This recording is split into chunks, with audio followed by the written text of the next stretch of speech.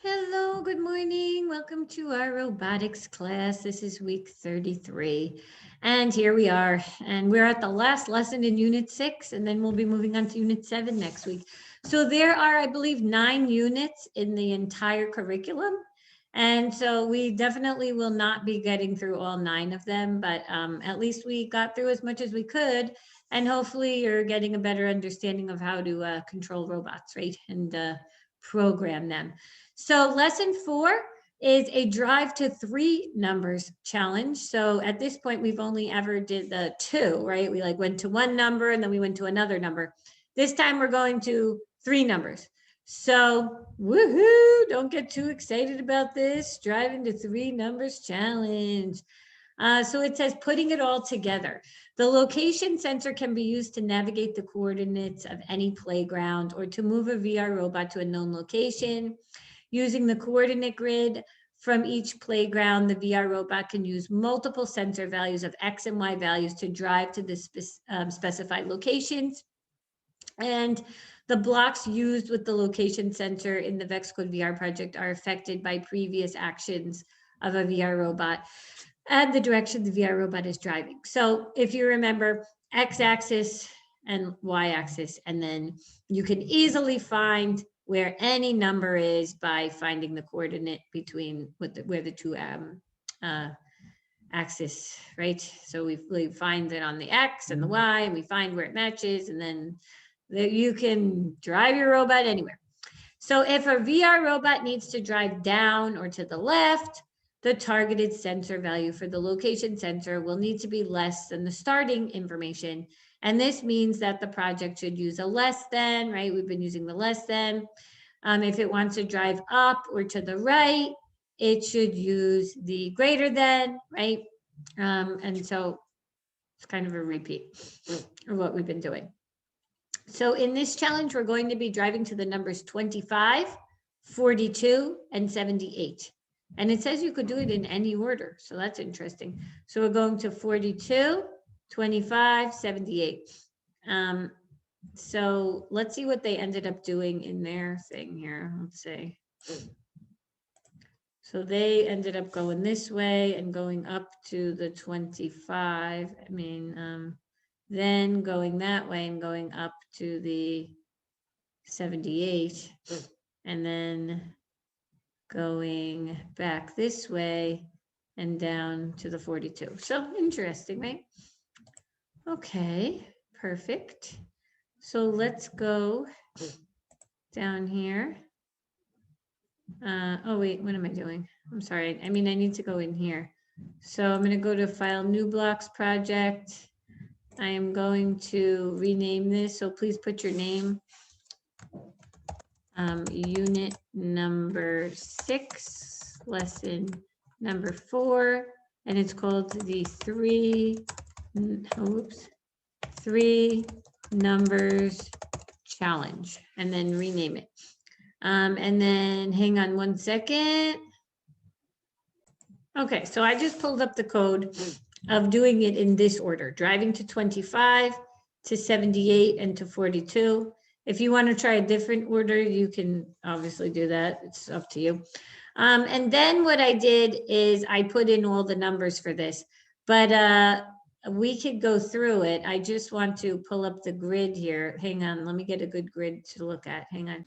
Okay, so let's use this grid to help us. So when we looked here, we knew we were going to 25. And so what we did is we put the X position at negative 100. So that would be right around here, negative 100. And then we know that for the Y, it was going to be negative 500 because 25 would be right here. So that was how we found where the 25 was. So we just said to drive, turn right 90 degrees. Why do we need to do that? Because our robot was turned the other way, so we had it to turn the right way. Then we had it drive forward until this position here, so the X, and then it needed to turn left and drive forward to get to the Y position of negative 500, and then stop driving.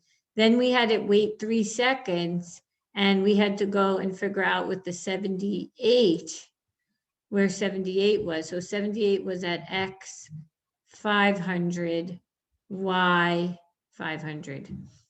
So then we just plugged those in. It was basically, I think, about the same code. You're using these same blocks, the wait until block, the position at X in millimeters, putting in the numbers that match for the coordinates, and then doing the same thing. And then for the 42, if we look here on the grid, 42 is right here at X of negative 700, Y negative 100. And so there's negative 700, negative 100.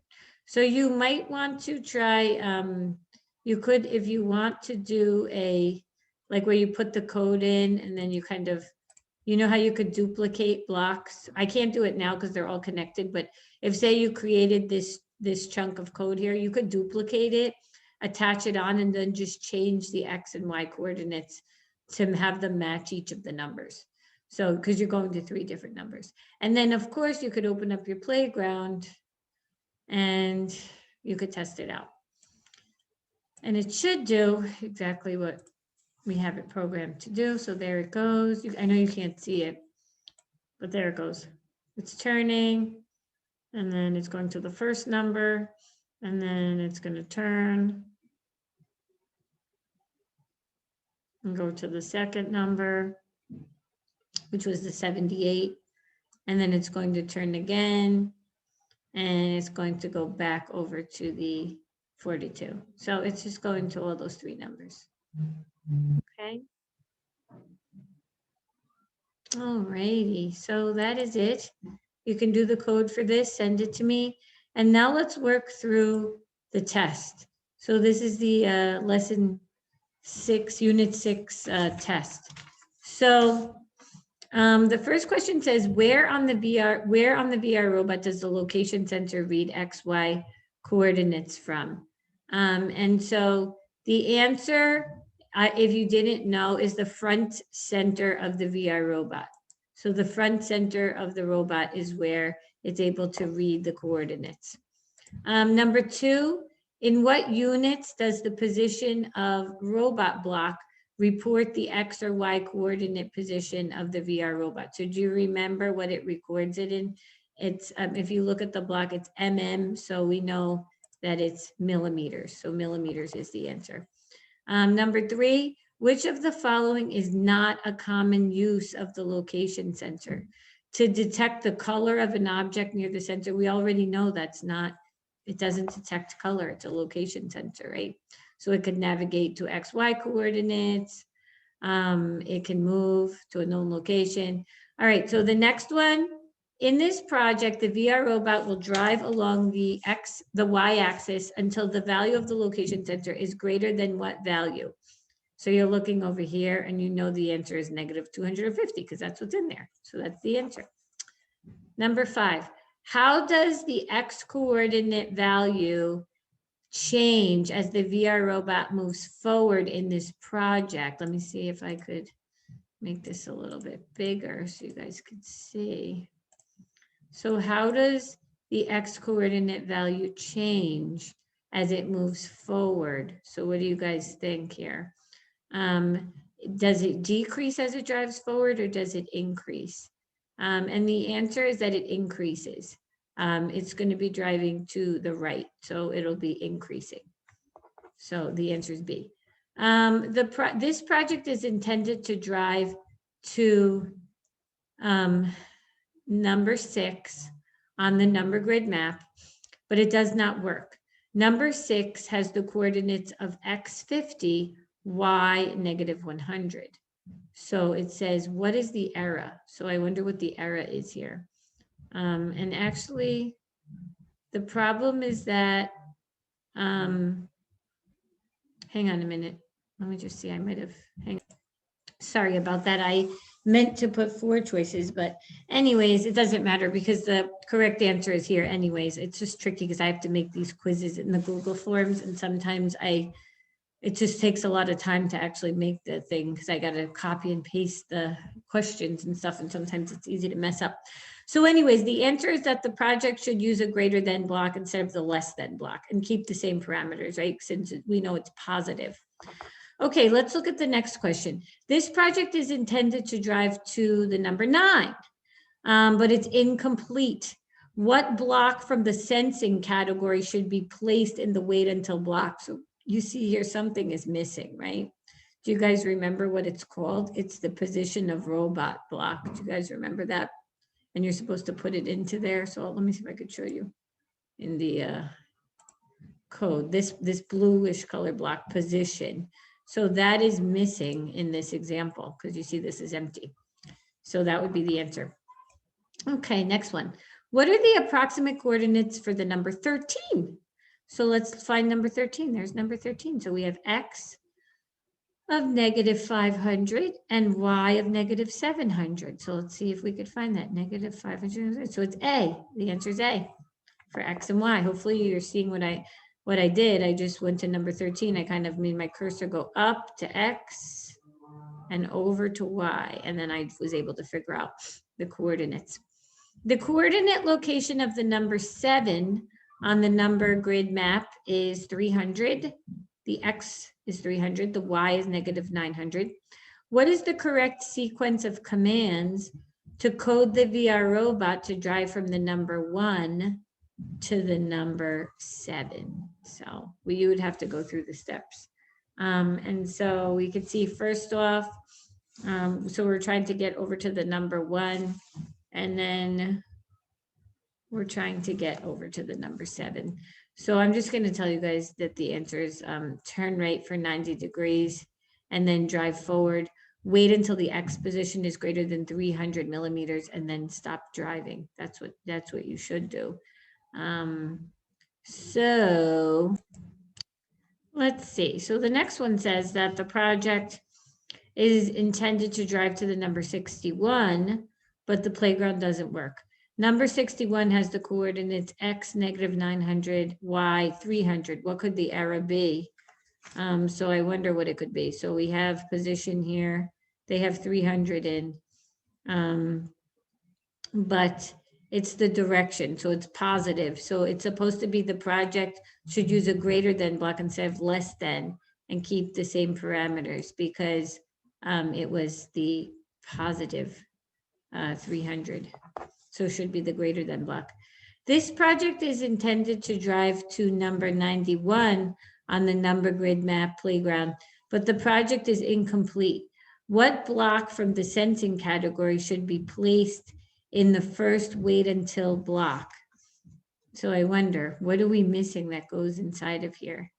Do you guys remember? It's the same block that was missing in the other one, the position of robot block, position in millimeters. So it's that same block, that blue colored, that light blue colored block. What are the approximate coordinates for the number 56 on the number grid playground? So hopefully it's getting easier for you to find out the coordinates. Hopefully you're remembering. So you go and you find number 56. So go ahead and look and find number 56. So here's 56. And then you go ahead and you look and you say, it kind of looks like an X of 100 and a Y of 100.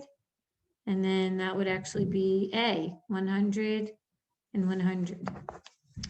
Okay, our next question says, what does using comments in a project allow users to do? So it really allows users to describe parts of the project for others, right? Like how we did in our code here, we did drive to 78 so that we could know exactly what we were doing. Because especially when you have a lot of code, it's so confusing to really know what's going on. How can I add comments to a project? So pretty much what you can do is you can go and get a comment block and click on it and then drag it into your workspace and put it in. So you're just looking for it and dragging it in. So that would be drag the comment block from the toolbox into the workspace and attach it to any block in the stack. So that's the answer. Which of the following would be the best comment to describe this project? What do you guys think? What could be the best comment? So this is going repeat 4 times, drive forward for 200 millimeters, turn right for 90 degrees. So when you think about following that sequence 4 times, it's going to make the shape of a square. So the answer would be drive the VR robot in a square. And then the last question says, this project was used to drive the VR robot to the number 4, but it doesn't work correctly. And let's try and think why. So, I wonder what it could be. Should it turn left first? Should the wait until position be less than negative 300, not greater? The turn 4 block should be used, not the last. What do you think? Or the drive block is needed. So hopefully you can know that this turn block should really be the first in the project, not the last, right? Because it doesn't make any sense to stop driving and then just randomly turn. So the answer is actually C right here. So that's the test for Unit 6. And I know it does get a little bit challenging understanding all of this, and I hope that it's okay for you guys. That's why I go through and just do all the answers. So at least you're getting to try it out and get used to understanding this a little bit more, kind of like I don't know, gaining greater awareness of how this all works. But, you know, I'm not looking for perfection. Just try your best with the code. I'm more looking for effort, that you actually tried to do something. And then you have all the answers for the test, so you could always go back to the video and, you know, just check what the answers are. Everybody should get 100. Okay, guys, so I guess what we'll do is move to Unit 7 next week. I hope that's okay, unless anybody has, I don't know, I wish there was just a way to do something more hands-on. I know it gets kind of boring just always having these computer things, and it's a video and we're not even together. So I don't know. I was thinking of doing some sort of like end of the year thing, like where you had to actually make something. But again, I don't even know if that's a good idea. I don't know. So anyways, okay. So do this and then I'll see you guys next week, okay? All right, bye guys.